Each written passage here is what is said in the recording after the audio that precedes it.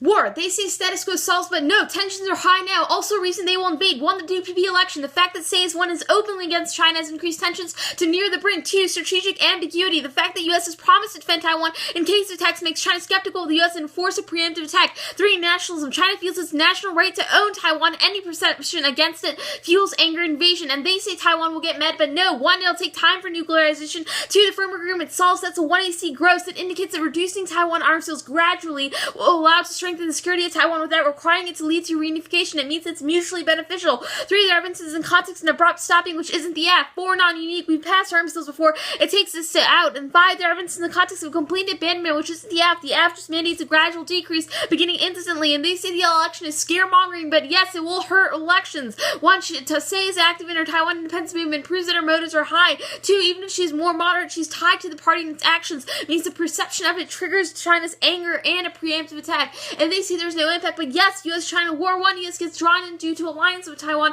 and nuclear agreements causes China to get angry and attack. 2, tensions are extremely high now. That's Carpenter due to TPP election, missile testing, nationalism, strategic ambiguity. 3, no deterrence. China's scared of U.S. nuclear capabilities. They know we won't attack them. 4, U.S.-China nuclear weapons cause extinction. This will escalate. Countries will think that building weapons will cause the other to back down. That creates a security dilemma to occur as well. And it's a miscommunication that makes it inevitable. And the NFU doesn't apply. They perceive U.S. intervention as a direct threat.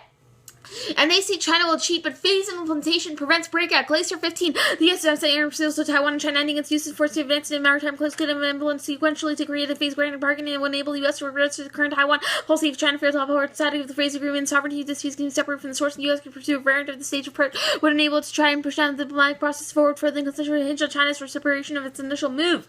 On to relations. We can see no spillover. We can see multilateral fails. On to T. Extend we diplomatically engage with China over state framework agreement. We don't fiat the military's involvement, only the offer which would occur via State Department. And extend the counterinterpretation. Engagement would be defined as the means, not the ends, and is necessary for education and effective policy analysis. Looking at the way that policies are designed and implemented and comparing them that way allows for a better understanding of how effective they are. This is key for policy education. That's the Resnick evidence. And diplomatic engagement includes the military. Defense plays an increasingly important role in diplomacy. Commanders pursue engagement and have played critical roles in FOPO implementation. That's the Revron 07 evidence. And they overlimit. They moot every diplomacy app on the topic because no app under their interpretation ends with just diplomacy. And it kills ground and core of the topic. Most interactions with China are over military issues such as the South China Sea, North Korea, and nukes. Excluding anything to do with the military makes the topic anti-educational and prefer reasonability. The competing interpretations are arbitrary, not predictable. They can just shift goalposts to a more limiting interpretation. And the plan is an arms control agreement. Empirics prove that diplomats do the political negotiation of the plan.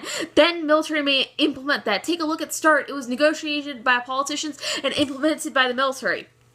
On to the agenda this ad. Extend trade's resilient. That's the Atkinson 2009 evidence. Towns of Warren. 1, economic self-interest. Globalization means the collapse of one major economy means the collapse of them all. There's no incentive to stop trading. 2, trade barriers are being removed now. Negotiations on deals like the TTIP and the TTP along with the opening of developing economies guarantees trade stays strong for years to come. And 3, international institutions.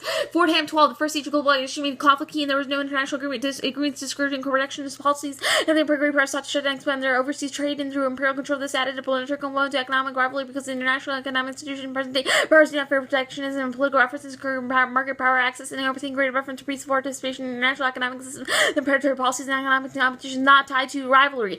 4, global norms. Atkinson 12. And emerging narratives, the proliferation of protection policies to building for worsening relations and chain of trade wars no longer taboo, and trade wars are never one. U.S.-China economic relations not to send the external cultural arms. Both governments have taken protection actions illegally defensible trade skirmishes have been prosecuting a manner that speaks to recognition of the rule-based system and suggests that kerfuffle is containable and the recent trend is reversible. And Congress will override. Even misgivings by lawmakers aren't enough to get 34 senators now. Their evidence is hopeful at best. Even if a few people might switch their votes now, you need to hold them to the threshold of proving that 34 people will switch their votes now, which they obviously can't do.